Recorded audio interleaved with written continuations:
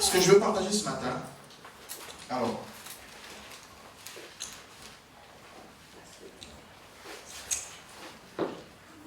c'est mon but sur la terre. Mon but sur la terre. Il y a une raison pour laquelle tu es sur cette terre. Il y a une raison pour laquelle nous sommes sur cette terre. Vous voyez, cette tablette, elle est créée, elle a été fabriquée pour une raison bien précise. Cette Bible, elle a été écrite pour une raison bien précise, un objectif donné. Ce micro, il a un rôle. Et le jour où ce micro ne fonctionne plus, on le met à la poubelle. Donc, l'homme a créé toute chose, a fabriqué toute chose pour un but. Amen. Amen. Dieu forcément nous a créés pour un but. On n'est pas créé pour vagabonder, pour être perdu, pour errer. On est créé pour un objectif. Tu as un objectif que tu dois atteindre, que Dieu attend de toi. Alléluia. Est-ce qu'on est d'accord?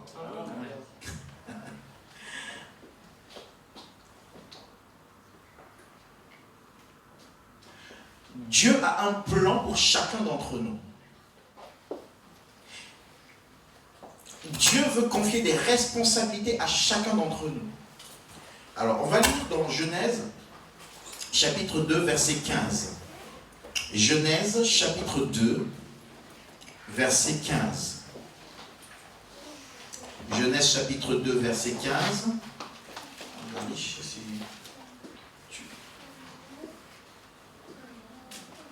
Genèse, chapitre 2, verset 15. Vas-y. Lisons au nom du Seigneur. Amen. L'Éternel Dieu prit l'homme et le plaça dans le jardin d'Éden pour le cultiver et pour le garder. Amen. Amen. Amen. Redis encore. L'Éternel Dieu prit l'homme et le plaça dans le jardin d'Éden pour le cultiver et pour le garder. Amen. L'Éternel Dieu prit l'homme et le plaça dans le jardin d'Éden pour le cultiver et pour le garder. Donc Dieu a pris Adam, il l'a placé dans un environnement, dans un espace donné. Ça ne s'est pas arrêté là. Il dit pour, donc il y a un objectif. Amen. Pour le cultiver et pour le garder. Donc, quand Dieu place Adam, Dieu attend deux choses de la part d'Adam. C'est de faire quoi? Cultiver la terre et de garder. Donc quand Dieu nous place quelque part, Dieu nous place pour un objectif. Est-ce qu'il y a quelqu'un qui a été placé en France?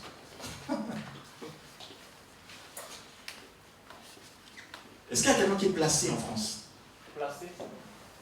Qui est installé en France? Ou qui vit en France, ici au milieu de nous? Nous. Amen. Ah, amen, amen. Avec chacun un objectif, peut-être différent. Quelqu'un est venu pour les études, quelqu'un est venu pour le travail, quelqu'un est venu pour se faire soigner, quelqu'un est venu parce que là-bas, quelque part, on voulait... Voilà, je passe, j'ai pas envie d'avoir des problèmes. Donc il y a beaucoup de raisons. Amen, amen. Amen. Quelqu'un est venu pour prêcher la parole. Il y a plusieurs raisons. Donc on est placé quelque part pour un objectif. Pour ceux qui sont à l'école, ils sont placés dans telle classe pour travailler, pour atteindre un objectif. Amen. Amen. Et Dieu a placé Adam, la Bible nous dit, Dieu a placé Adam dans le jardin pour que Adam cultive et qu'il garde. Deux choses, cultiver et garder. Si on lit dans Marc, je ne sais plus quel chapitre, c'est 6 ou 7, Jésus appelle les disciples.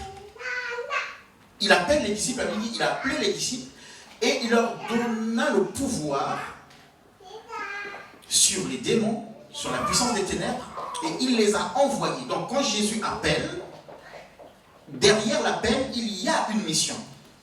Est-ce que vous comprenez ça? Amen. On va peut-être le lire, Marc, j'essaie de le trouver. Marc 6. Marc 6 ou 7.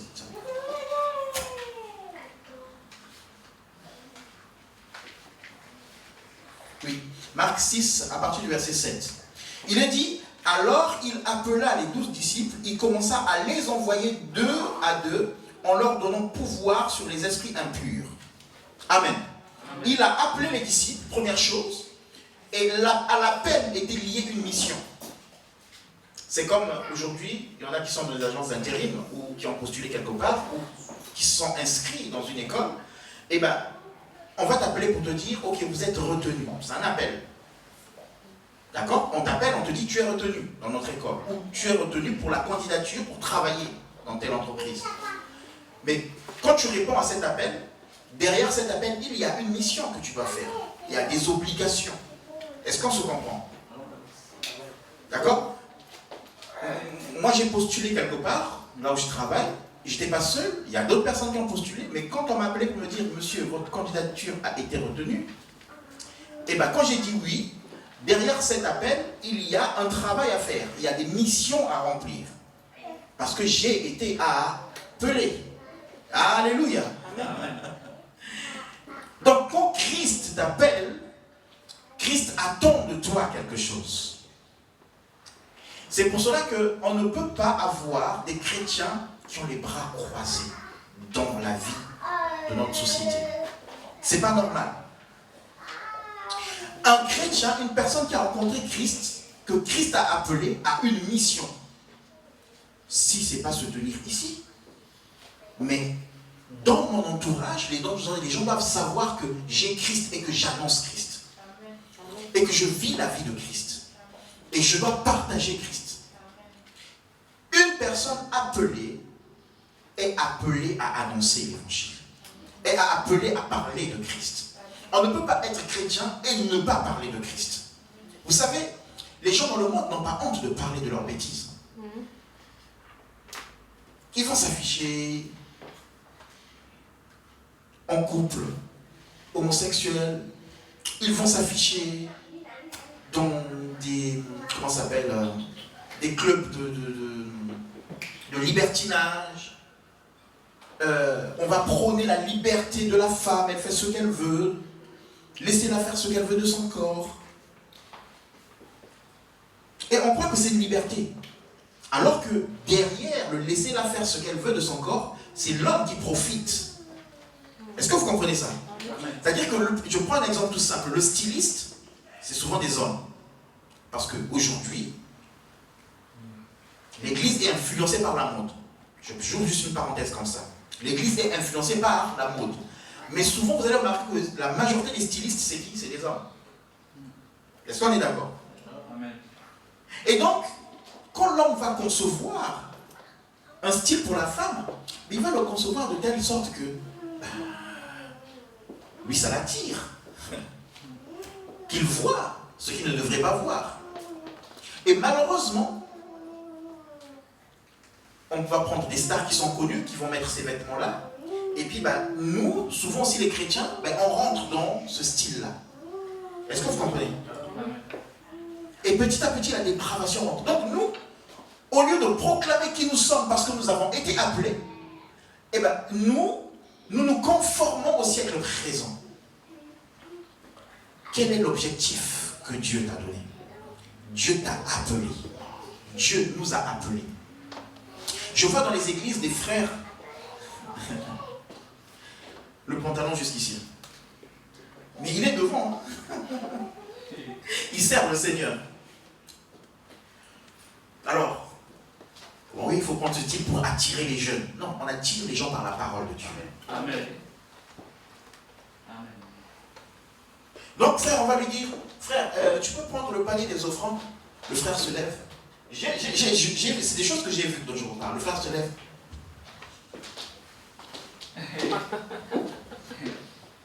En plus, quand il remonte le pantalon, il ne remonte pas vraiment, hein, comme moi j'ai remonté jusqu'ici.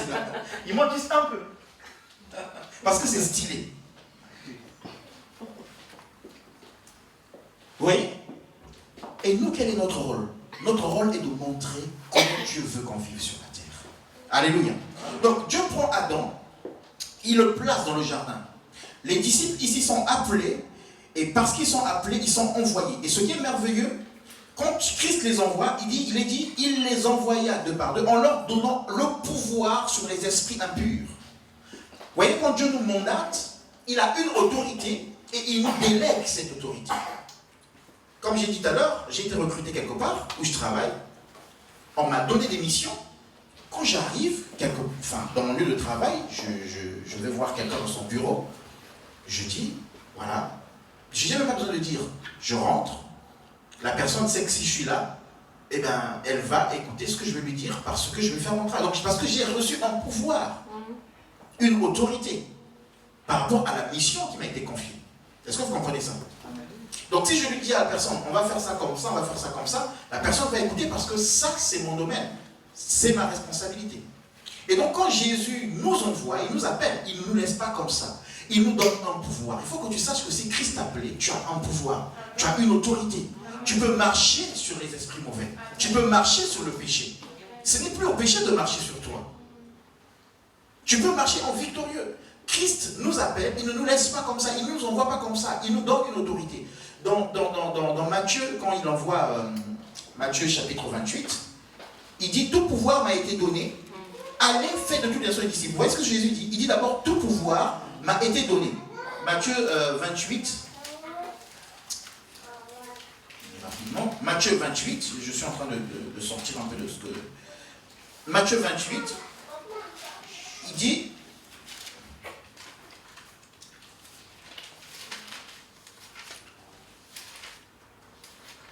Alors, Matthieu 28, verset 18, il dit, Jésus s'étant approché, leur parla ainsi, tout pouvoir m'a été donné dans le ciel et sur la terre. Tout pouvoir m'a été donné dans le ciel et sur la terre. Donc, quand tout pouvoir lui a été donné, donc toute autorité lui a été conférée, maintenant il dit, allez-y. Quand il dit allez, il a le droit de le dire puisqu'il a reçu un pouvoir. Non seulement le pouvoir de vous envoyer, mais il vous donne aussi ce pouvoir-là. Donc quand il dit allez, quand vous allez avec quel pouvoir? Il dit que c'est le Seigneur qui nous envoie. Amen, amen, amen.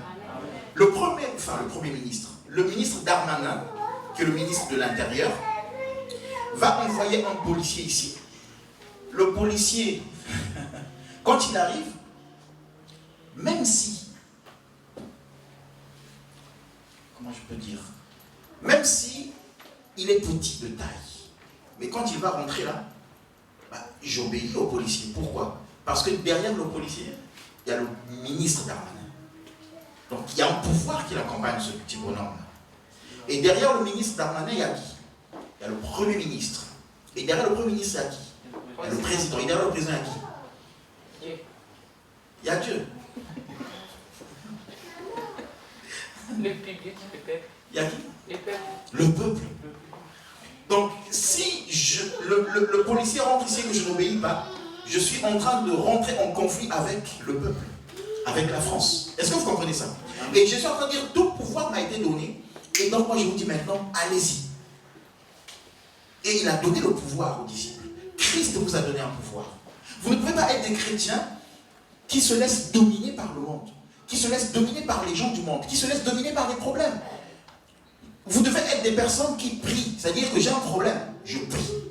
Parce que j'ai le pouvoir. Je l'ai reçu. On a lu le psaume 8 tout à l'heure qui dit « Dieu nous a créés de peu inférieurs à lui. » De peu inférieurs à lui. Il y a des attributs de Dieu que nous, on ne peut pas avoir. On ne peut pas être omnipotent, omniscient, on ne peut pas être partout à la fois. Mais, nous pouvons, comme Jésus, chasser les démons. Est-ce que tu le sais, ça? Tu peux chasser des mauvais esprits dans ta famille. Tu peux chasser des mauvais esprits dans les situations que tu traverses. Tu peux dire au péché, Jésus t'a vaincu à la croix. Donc, depuis longtemps, tu me tiens, maintenant, c'est fini. Amen. Alléluia. Amen. Il ne faut plus qu'on soit des chrétiens comme ça. J'ai vu un truc où... Est-ce qu'il faut que j'en parle? J'ai vu un truc où on a vu ensemble. Après, c'est un niveau de foi aussi. Hein. Donc, ça va être une critique, non, ça va être un niveau de foi. Où les gens courent pour avoir une guérison. Ils courent vers un homme. Tous veulent toucher cet homme. Tous veulent toucher cet homme. Et pour avoir une guérison, mais Jésus est en toi, mon frère. Amen. Et puis à la fin, le monsieur qui était en train d'exercer, qu'on voulait toucher, il dit, même si je ne vous ai pas touché parce que vous êtes trop nombreux, mais sachez, croyez que Dieu vous a guéri, allez vous asseoir. Les gens ne voulaient pas. Allez vous asseoir. Même si, vous voyez, mais vous voyez comment l'homme est limité? Mais tous ces gens-là, d'autres ont ramené des photos de leurs proches qui sont malades, qui ont des problèmes. Mon frère, le pouvoir est en toi. Tu cours où? Amen. Amen. Tu peux déplacer la montagne, la Bible dit, si tu as la foi. Je vais faire comme mon ancien pasteur. Tiens, tu vas faire grandir un peu. Grandis un peu. Grandis un peu, toi. Ah non, on revient à notre sujet. Donc, Dieu t'a créé pour un but. Dieu ne t'a pas créé au hasard. Il ne faut pas dire, oui, moi je suis né parce que ma mère n'avait pas pu avorter. Moi je suis né parce que c'est un accident. Non, derrière l'accident, Dieu a un plan. Amen. Ce que les hommes appellent l'accident, Dieu a un plan. Il prend cet accident, il en fait quelque chose. Jephthé était né d'une prostituée. Fils de Galad, né d'une prostituée. Ses frères l'ont rejeté. Ils ont dit, tu n'as pas d'héritage avec nous, parce que tu es né d'une prostituée. Mais la Bible dit que ce Jephthé, rejeté, c'est lui qui a été le sauveur du peuple d'Israël. Ils l'ont appelé après. Jephthé, viens, on a un problème. Viens nous sauver, fils d'une prostituée. S'il te plaît, sois notre chef. Et Jephthé a pris le pouvoir. Jephthé a mené la victoire en Israël. Amen. Amen. Donc, il y a un but pour lequel Dieu nous a créés. Donc, le but, on a dit, c'est de cultiver la terre et de la garder. Mais avant d'aller un peu plus loin, je vais lire un autre passage. Genèse chapitre 2, versets 7 à 15. Je vais lire rapidement. Genèse chapitre 2.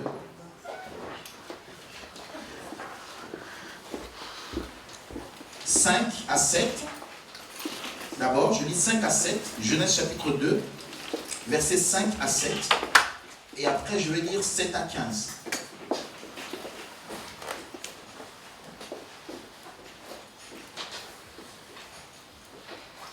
Genèse chapitre 2, versets 5 à 7. Je lis la parole. Il n'y avait encore aucun arbuste de la campagne sur la terre, et aucune herbe de la campagne ne poussait encore, car le Seigneur Dieu n'avait pas fait pleuvoir sur la terre. Et il n'y avait pas d'homme pour la cultiver, mais un flot montait de la terre, et on arrosait toute la surface. Le Seigneur Dieu façonna l'homme de la poussière de la terre, il insuffla dans ses narines un souffle de vie, et l'homme devint un être vivant. Donc Dieu a fait quoi? Regardez, il est dit que sur la terre, il n'y avait pas encore d'arbustes, il n'y avait pas d'arbres, il n'y avait pas d'herbe, il n'y avait rien. D'accord? Il dit pourquoi? Parce que Dieu n'avait pas encore fait pleuvoir. Donc ça, c'est l'action de Dieu. D'accord? Pour que les arbustes poussent, il faut que Dieu fasse pleuvoir. Dieu n'a pas encore fait pleuvoir, donc il n'y a rien. Amen. Amen. Mais il dit aussi que il n'y avait pas encore l'homme pour cultiver la terre. Donc il y a une autre action qui dépend de l'homme. Il y a des choses que Dieu va faire et il y a d'autres choses que l'homme doit faire. Est-ce que vous comprenez? Amen. Dieu ne fera pas tout dans vos vies. Il y a des choses que Dieu a déjà accomplies. Maintenant, c'est à nous de poser des actes pour les vivre, pour les manifester. Il ne faut pas qu'on soit des chrétiens qui attendent toujours. Ils prient. Seigneur, donne-moi un travail, donne-moi un travail, donne-moi un travail, donne-moi un travail, donne-moi un travail. Seigneur, je jeûne 40 jours de jeûne, donne-moi un travail. 50 jours de jeûne, donne-moi un travail. C'est bien. Mais à un moment donné, arrête de jeûner. Fais un CV.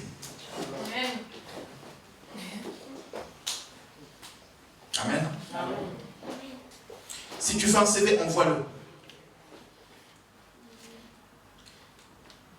Ou déplace-toi, fais les agences d'intérim.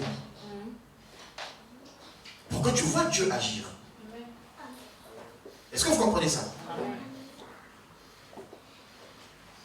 Donc il y a une part de Dieu et il y a une part de l'homme. Et la part de l'homme implique souvent un risque. Et c'est là qu'on bute tous. Parce qu'il y a un risque et un prix à payer. Si Dieu écoute nos prières, comme j'ai dit tout à l'heure, les enfants ont prié, donc Dieu exauce, puisque les enfants prient. Maintenant, quand Dieu exauce, il faut que moi je pose un acte de foi. Je ne vais pas dire, ah non, mais ça je ne vais pas l'utiliser parce qu'on aura des besoins, tout ça. Non, Dieu s'occupera du lendemain. Pose un acte de foi. Amen. Alléluia. Amen. Donc, Dieu devait faire pleuvoir pour que les arbustes poussent. Et de notre côté, l'homme devait cultiver. Nous intercédons les mercredis pour que Dieu fasse des miracles dans cette ville de Caen, ou dans cette France, ou dans nos pays. Mais nous devons poser l'acte de parler aux gens. Parce que Dieu nous a donné le pouvoir sur la terre. Et donc sur la terre, si Dieu nous a donné le pouvoir, ce n'est pas lui qui viendra faire. C'est nous qui devons faire. Ici, on nous a donné le pouvoir pour cette salle. Est-ce que vous comprenez ça? Dans cette salle, on nous a donné le pouvoir. On nous a dit, cette salle, vous la prenez pour vos réunions. Donc ça veut dire que j'ai le pouvoir de venir là et d'allumer. Mais si j'arrive et que je n'allume pas, ce n'est pas ceux qui nous ont donné la salle qui viendront allumer. Est-ce que vous comprenez ça?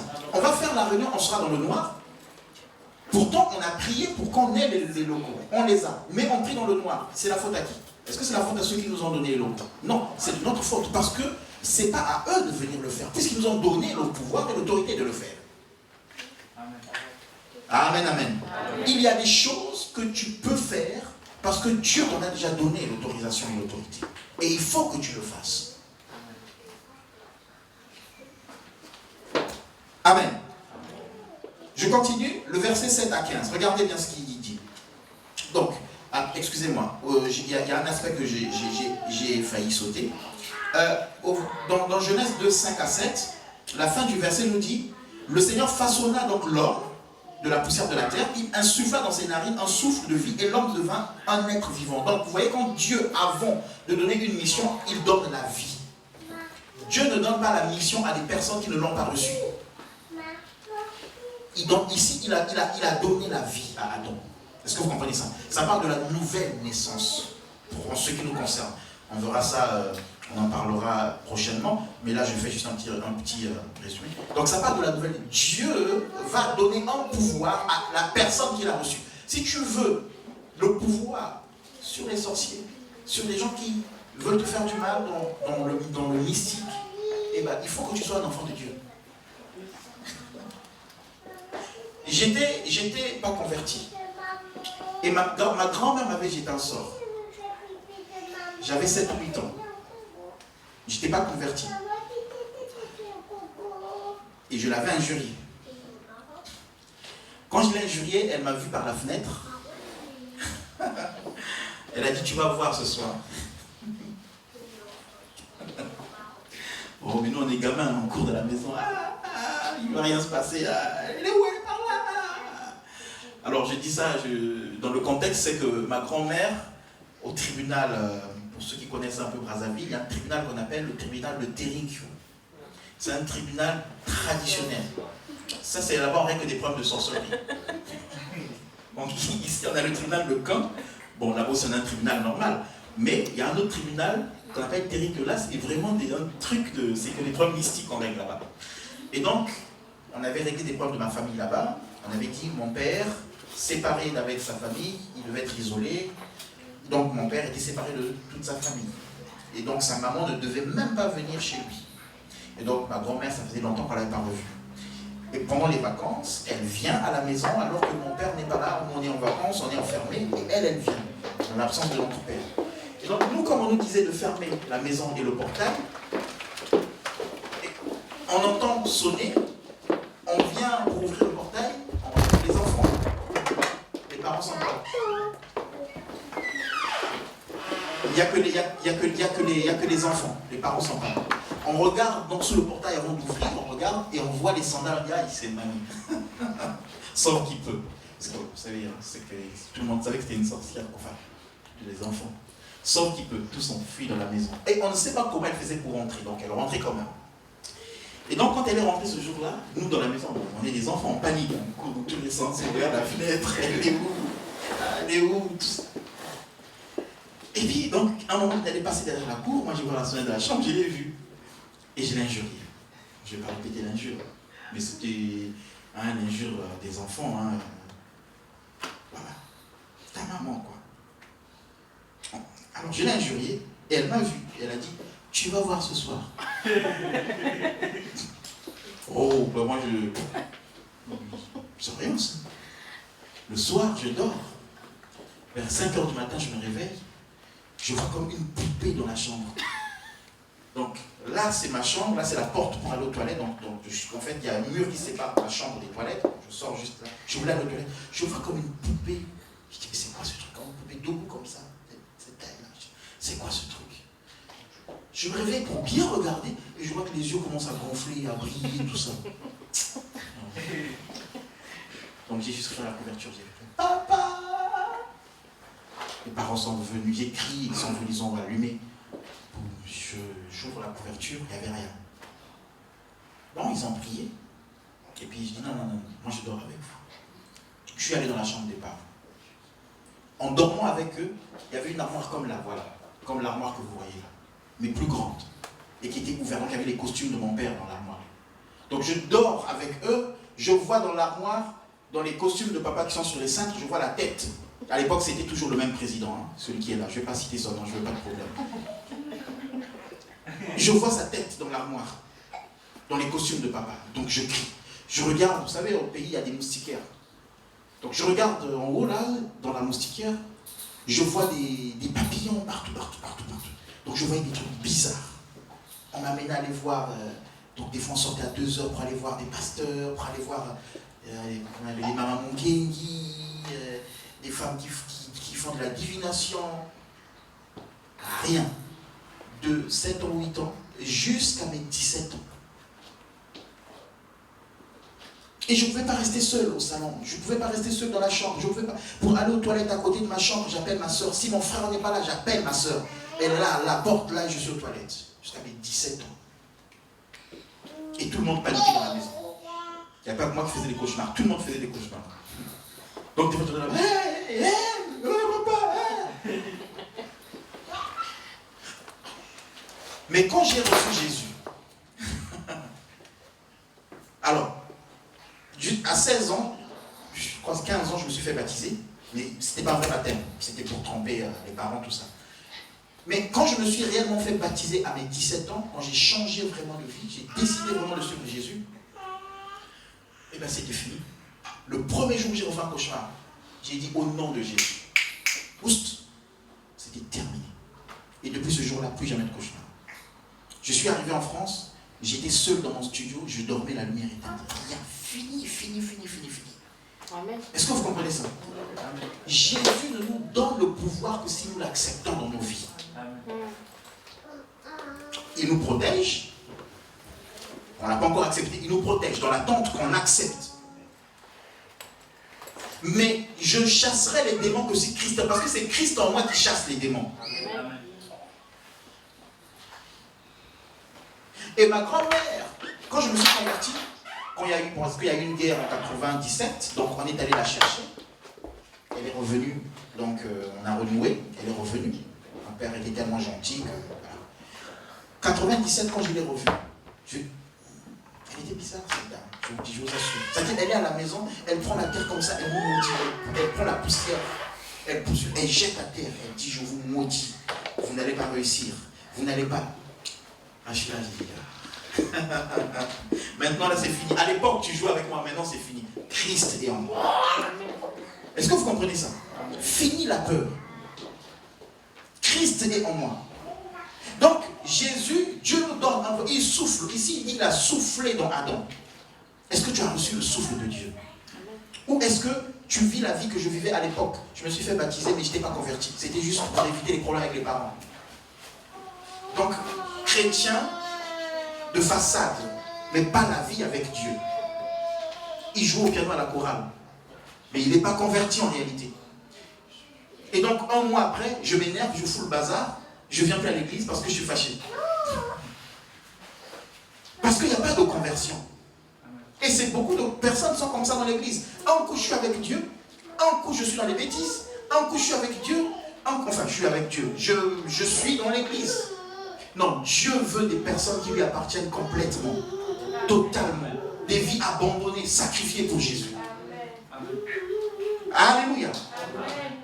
Dieu a soufflé dans Adam. Et Adam est devenu une âme vivante. Si tu es vivant là, tu marches, tu es joli, bien habillé, tout ça, en réalité, si tu n'as pas Christ, tu n'es pas vivant. Amen. Est-ce que vous comprenez ça? Amen. Cadavre ambulant. Beau, mais il n'y a rien dedans. Et exposé à l'ennemi. Dieu veut te donner le pouvoir et l'autorité. Dieu nous a donné le pouvoir et l'autorité. Marchons vraiment avec lui. Donc ici, il a soufflé dans Adam et Adam devient un être vivant. Mais regardez ce qu'il est dit, versets 7 à 15. Il est dit, le Seigneur Dieu façonna l'homme de la poussière de la terre. Il insuffla dans ses narines un souffle de vie. Et l'homme devint un être vivant. Le Seigneur Dieu planta, écoutez bien, le Seigneur Dieu planta en Éden, du côté de l'est, et il y mit l'homme qu'il avait façonné. Le Seigneur Dieu fit pousser de la terre toutes sortes d'arbustes, agréables à voir et bons pour la nourriture, ainsi que l'arbre de la vie au milieu du jardin, et l'arbre de la connaissance de ce qui était bon et mauvais, donc l'arbre de la connaissance du bien et du mal.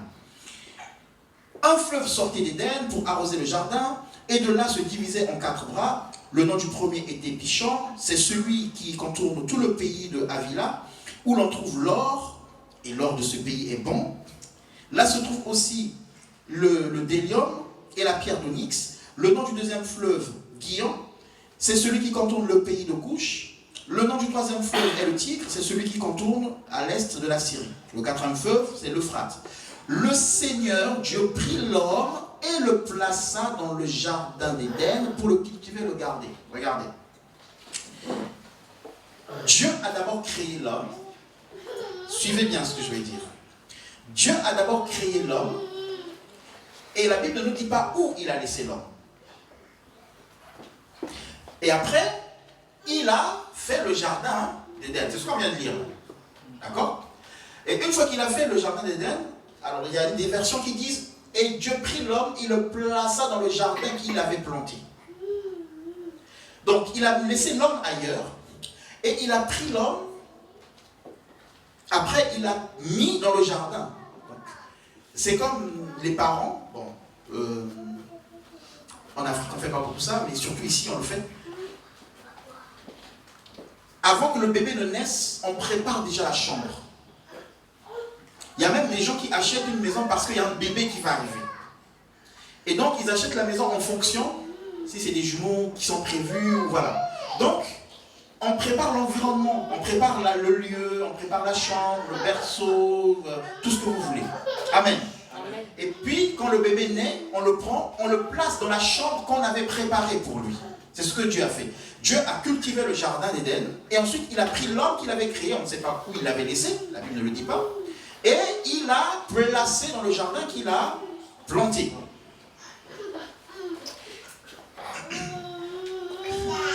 Ok. Dans le jardin d'Éden, on vient de le lire là. Quand Dieu a planté le jardin, il a aussi planté un arbre qui est l'arbre de la connaissance du bien et du mal. On l'a lu ou pas? Amen. On l'a lu ou pas? C'est-à-dire que quand il était en train de planter le jardin, qu'il avait laissé Adam je ne sais où, en plantant le jardin, il a planté aussi un arbre de la connaissance du bien et du mal. Donc un arbre qui, on va dire, peut être dangereux pour Adam. Donc imaginez un père qui sait que ma femme est à l'hôpital, elle va accoucher bientôt, donc je prépare la chambre, j'organise la chambre pour le bébé qui va arriver. C'est sa chambre. Mais dans cette chambre, je mets en même temps quelque chose qui peut être dangereux pour le bébé. Est-ce que vous trouvez ça cohérent? C'est ce que Dieu a fait.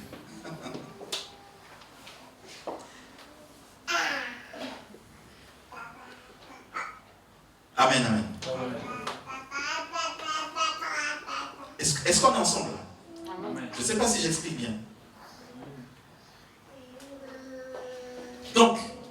le jardin est créé, mais Dieu met quelque chose, Dieu met un arbre qui peut être dangereux pour l'homme. L'arbre de la connaissance du bien et du mal. Et puis, il prend l'homme, il prend Adam. Il le place. Où? Là où il a mis des arbustes qui sont agréables à manger, enfin des fruits qui sont bons à manger, là où il y a de l'or, là où il le place là. Mais là où il y a aussi un arbre qui peut le séparer de Dieu. Et c'est Dieu qui a planté cet arbre. Waouh. Est-ce que Dieu aime Adam ou il n'aime pas? Donc Dieu peut te placer quelque part, mais dans cet endroit, il y a aussi des problèmes. Amen, amen. Ah, pourquoi je suis ici? Ah Seigneur, si tu m'aimais, pourquoi je suis ici? Pourquoi tu m'as emmené ici? Comme disait Israël, Dieu l'emmène en Canaan, et puis ils arrivent, ils ont peur parce qu'on leur a dit qu'il y a des géants. On leur a dit, Seigneur, pourquoi tu nous as emmenés ici? Seigneur, pourquoi tu nous as emmenés dans le désert? À manger des cailles, à manger de la manne. Pourquoi, Seigneur? Seigneur, pourquoi tu m'as mis dans cette famille? Je ne veux pas me poser la question de dire, Seigneur, pourquoi je suis né dans cette famille? Parce que je suis né dans une famille où il y a beaucoup de problèmes. Mais jamais je vais dire, Seigneur, pourquoi je suis né dans cette famille? Non, Dieu m'a placé là pour un but. Alléluia. Donc Dieu place Adam dans un milieu où il y a l'arbre de la connaissance et du bien et du mal.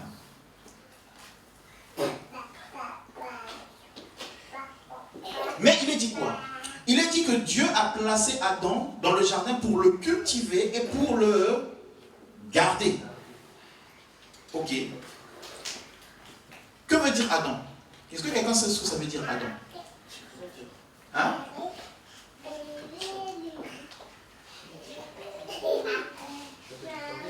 Mais il veut la confirmation. Vous êtes ensemble, non? Tiré de la terre, donc c'est la terre, Adama. Donc c'est la terre. Ok? Donc Dieu prend Adam, la terre, il le place dans le jardin. On va voir ce que c'est le jardin. Et il dit, cultive la terre et garde la terre. Mais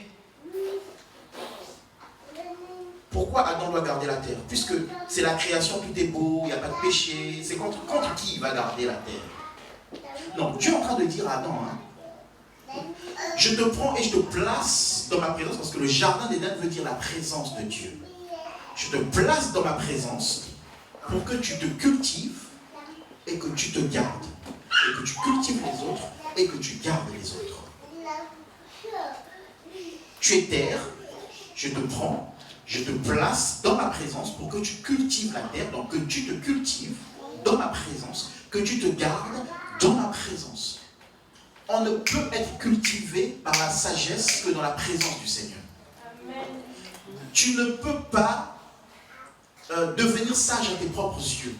La sagesse, c'est Dieu qui l'a donné, c'est dans la présence de Dieu. Se garder, c'est dans la présence de Dieu. J'ai donné le témoignage tout à l'heure de ma grand-mère. Mais je suis gardé, elle est là. Je sais que je suis en Christ, il n'y a plus rien. Elle amène la nourriture, je mange bien ça. Quand j'avais donné ma vie à Jésus, elle amenait. Je mangeais, j'impose la main. D'ailleurs, on rigolait même avec ça avec mon frère. Elle amène la nourriture, on dit, ok, on se retrouve avec mes frères et les autres frères de l'église qui habitaient à la maison. On encercle ce qu'elle a ramené, on impose des mains. Au nom de Jésus, on sanctifie ce repas. S'il y a quelque chose, nous chassons au nom de Jésus. Nous délivrons ce repas. On le mange bien. Et je suis bien pour toi. Amen.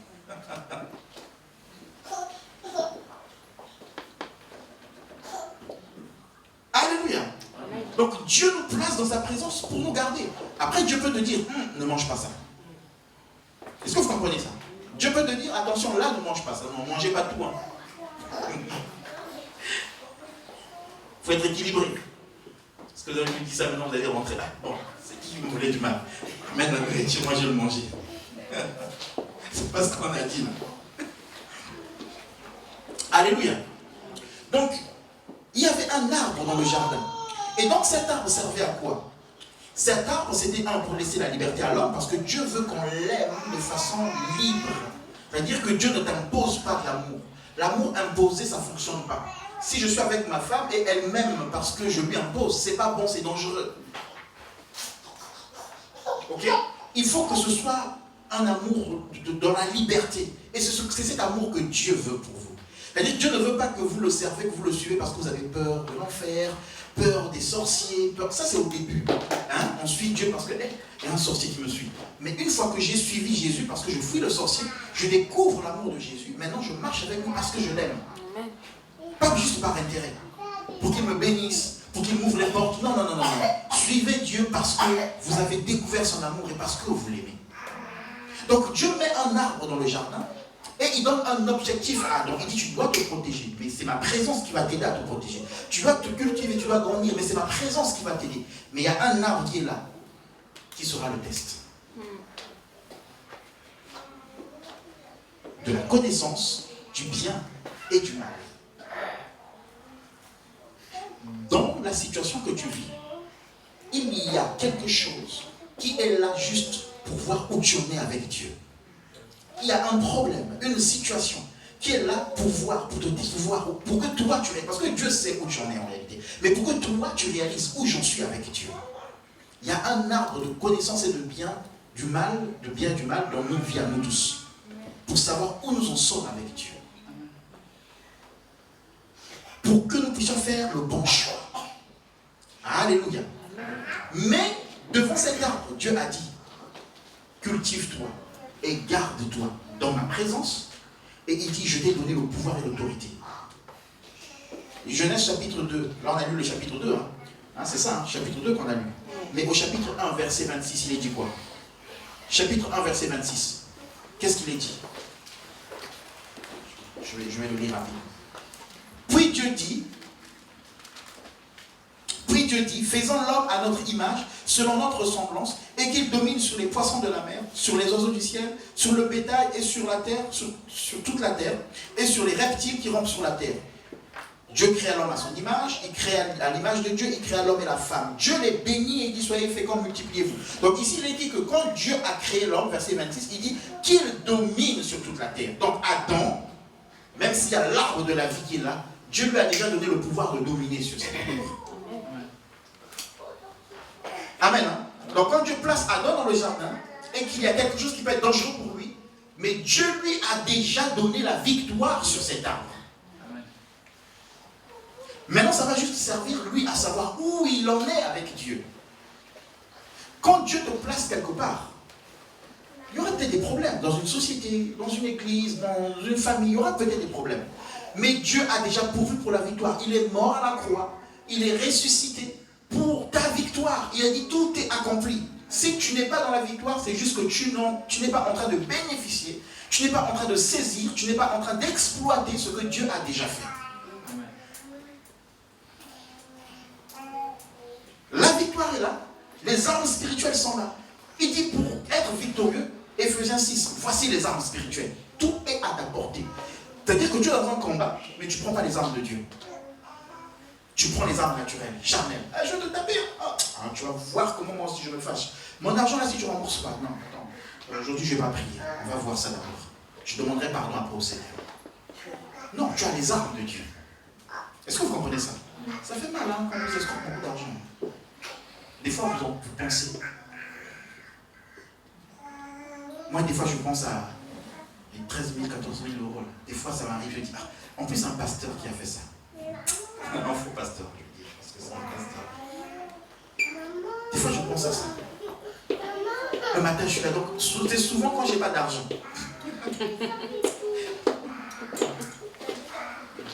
Quand j'ai envie d'acheter quelque chose, je dis, il y a un peu d'argent, tout ça. Et je dis, Et je vous dis, les pensées m'ont déjà traversé l'esprit.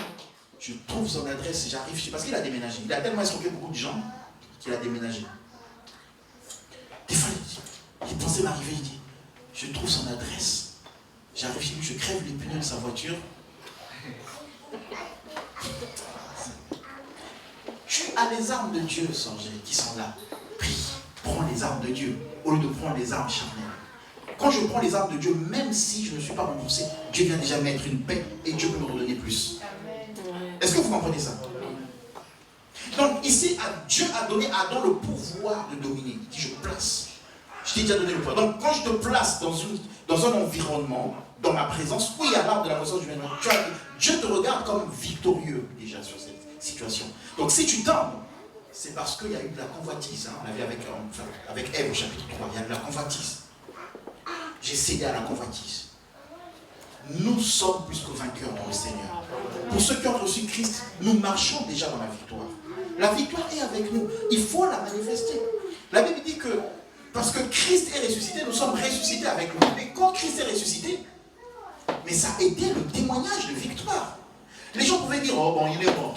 Ok, bon, il est enseveli. Oui, comme tous les autres. Mais là où il y a la différence avec tous les autres malfaiteurs, c'est qu'eux, ils ne sont pas ressuscités.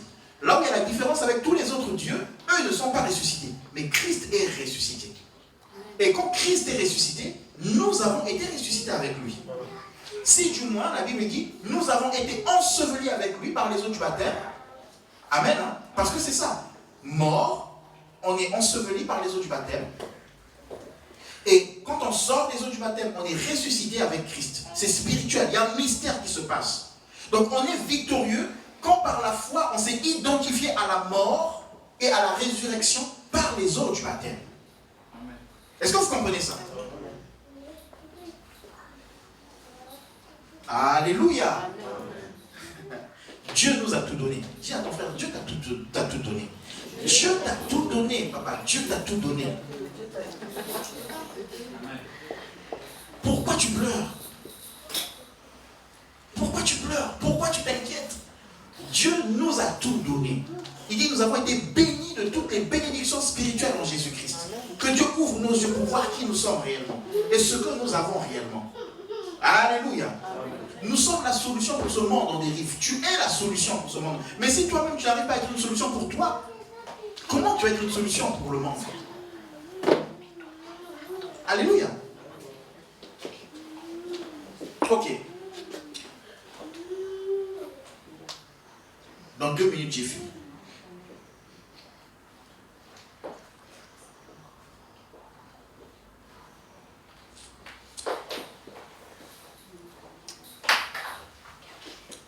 Donc, Dieu prépare toujours l'endroit où nous devons être.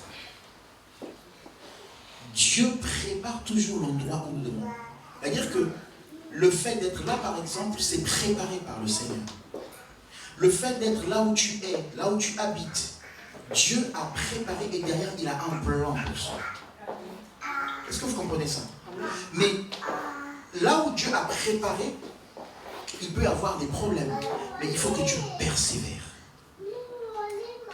Là où Dieu a préparé, il y a peut-être l'arbre de la connaissance du bien et du mal, mais c'est pour que tu grandisses. L'arbre de la connaissance du bien et du mal, c'est quelque chose qui va t'amener à te garder, mais à te garder dans la présence de Dieu. C'est quelque chose qui va te pousser vers le Seigneur. Est-ce que vous comprenez ça? Alors, quand je dis l'arbre de la connaissance du bien et du mal, c'est le problème. Là où Dieu t'a placé, il y a peut-être un problème. Et tu dis peut-être que Dieu n'a pas voulu ça, peut-être que Dieu n'a pas placé là, peut-être que je suis dans la volonté permissive de Dieu, peut-être non. Ça se trouve, Dieu t'a vraiment placé là. Mais Dieu veut travailler ton caractère. Dieu veut que tu te cultives. La difficulté, c'est pour que tu travailles à ton caractère, que tu travailles à ta vie, que tu travailles à la sainteté, que tu travailles à devenir ce que Christ veut, à être transformé à l'image de Christ. On ne peut pas devenir à l'image de Christ sans tribulation, sans difficulté, sans blocage, sans problème. C'est pas possible. Amen. Sans épreuve. Tu ne peux pas devenir ingénieur, technicien, je ne sais pas, cuisinier en formation sans épreuve. C'est pas possible. Nous avons tous fait des formations. Il y a des épreuves. Quel est ton but? Là où Dieu t'a placé, il t'a placé pour quel but? Quel est notre but? Qu'est-ce que nous faisons sur terre? Qu'est-ce que nous faisons à Caen? Est-ce que je suis à Caen juste pour travailler? Juste pour faire mes études? Juste pour faire mon travail? Ou derrière ça, il y a un plan de Dieu. Regardez Jacob. La Bible dit que Jacob, parce qu'il y avait la famine à Canaan, Jacob est venu où? Avec toute sa famille? En Égypte. Amen. Merci Seigneur. Il est venu en Égypte. Bon. Donc, les vraies raisons, c'est quoi? C'est qu'il y avait la famine dans son pays. Donc il est venu en Égypte pour vivre, pour manger, pour être bien. Mais quand il arrive en Égypte, que nous dit la Bible? Il a béni Pharaon. Est-ce qu'il était venu pour bénir Pharaon? J'ai peut-être quitté mon pays. Moi, j'ai quitté le Congo pour venir étudier ici.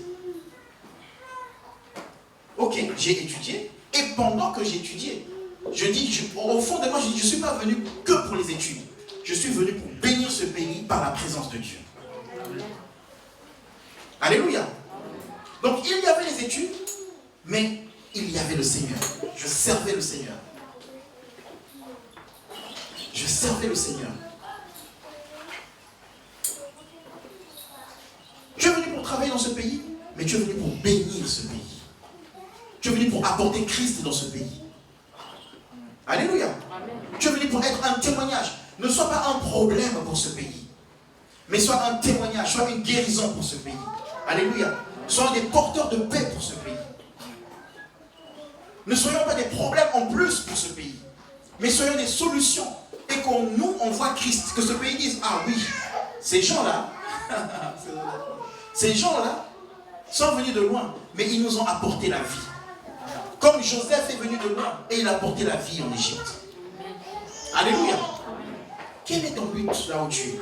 Quel est ton objectif? Dieu t'a placé quelque part pour que tu glorifies son nom. Pas seulement dans les paroles, mais dans les actions. Que le Seigneur nous aide à ça. Alléluia. Et tant qu'on n'a pas compris qui on est, on vit comme les autres. Tant que tu n'as pas compris qui tu es en Christ,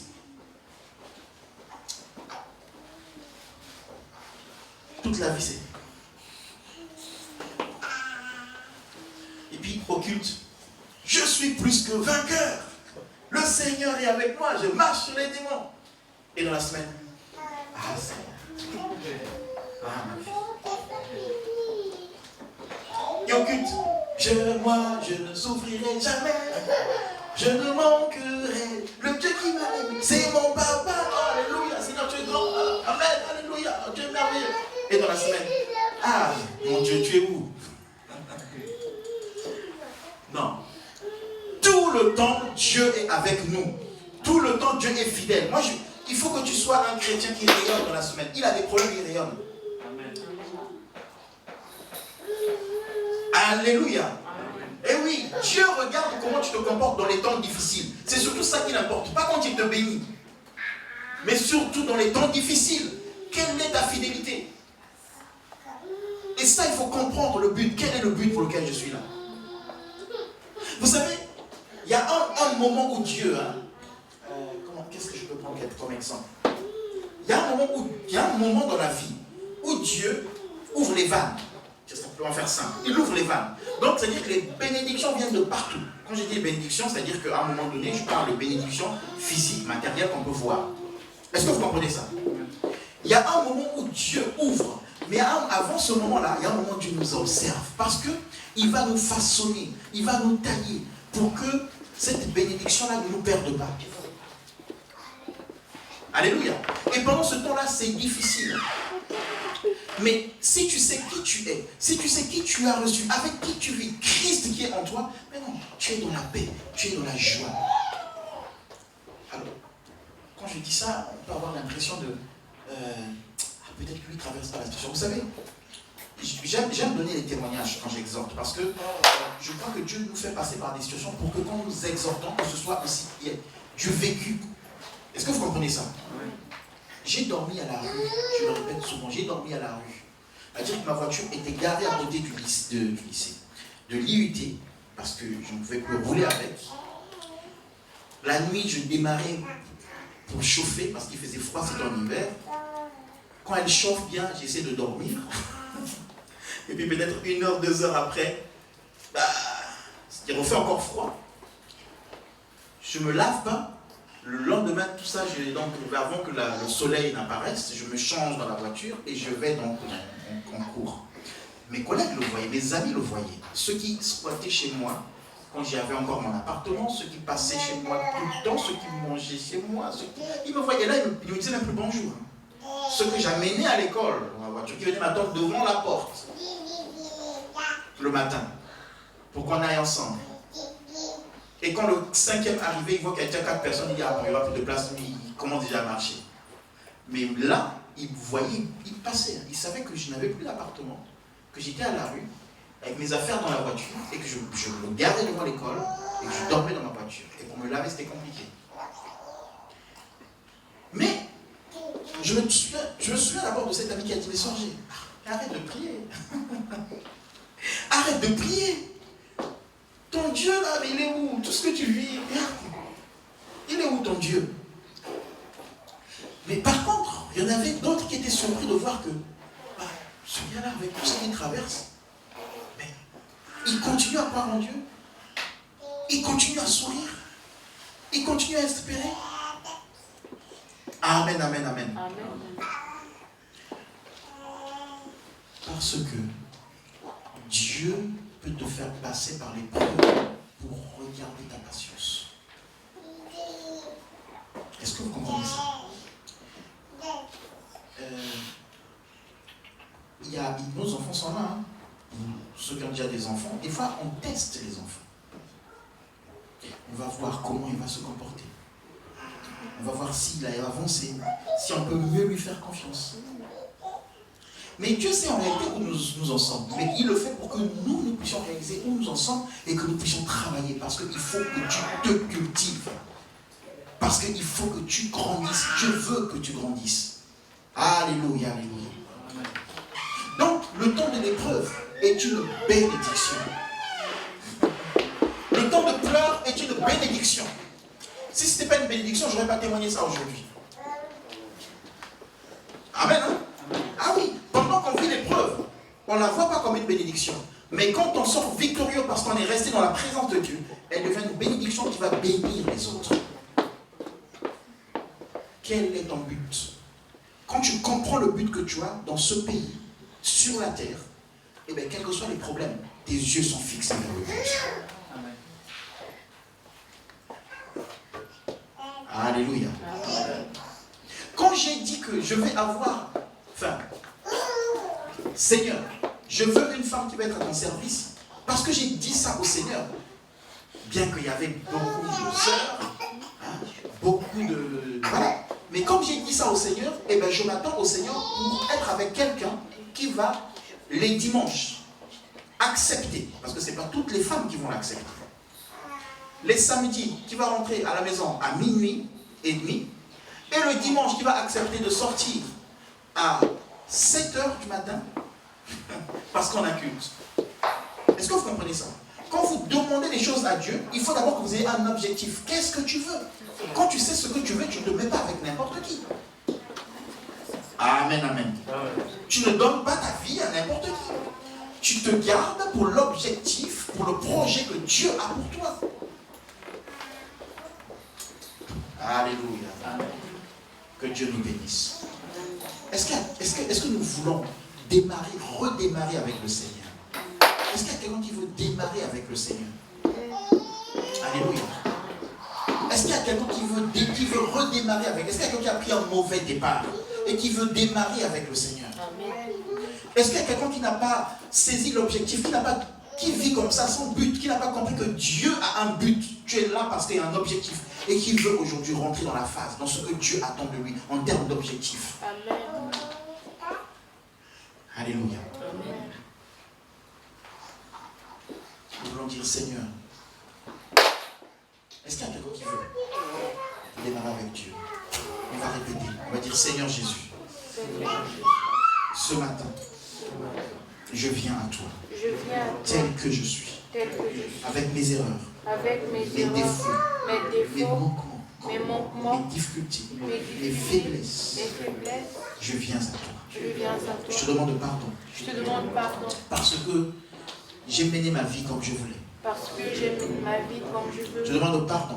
Je demande pardon. Parce que j'ai voulu me cultiver. Parce que j'ai voulu grandir grandir en dehors de ta présence. en dehors de ta présence. Alors que tu m'as placé dans ta présence, ce jardin d'Éden, pour que je grandisse dans ta présence.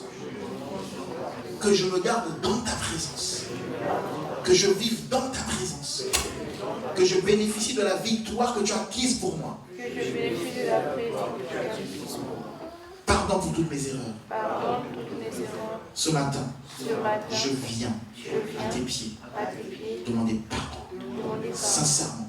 Sincèrement. Prendre un nouveau départ. Prendre un nouveau Un départ sincère le départ sincère avec toi. avec toi. Abandonnant ma vie du passé, ma vie de péché, Ma vie de ma vie de semblant, ma vie de mensonge, ma vie d'apparence, ma vie d'apparence pour vivre une vie pour vivre une de vie Christ, de Christ étant transformé étant chaque transformé jour, chaque jour renouvelé dans mon intelligence, ma conscience, marchant dans la crainte, marchant dans la étant un sacrifice, vivant pour toi. vivant pour toi. Alors viens dans mon cœur, Alors viens dans mon cœur comme sauveur, comme sauveur, mais surtout comme Seigneur. comme Je Seigneur. veux me soumettre à toi. Je veux me Sois soumettre mon à Seigneur. toi. Sois mon Seigneur. Sois mon directeur.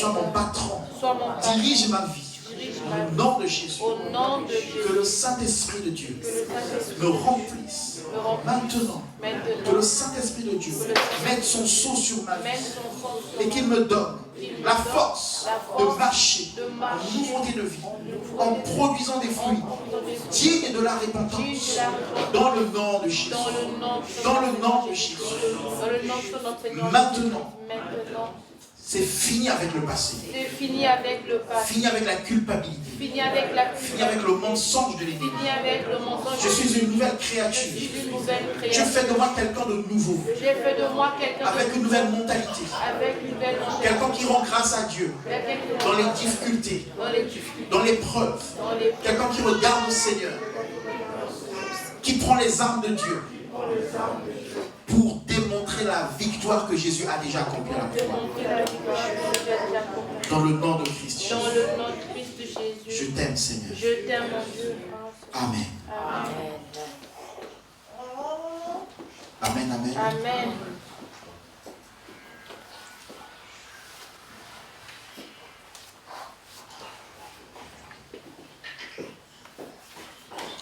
La marche avec Dieu consiste à s'abandonner.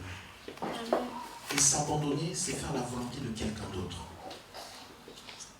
Et faire la volonté de quelqu'un d'autre n'a jamais été facile. C'est pour ça que la marche avec Dieu, c'est toujours une lutte entre la chair et l'esprit. Alléluia. Amen.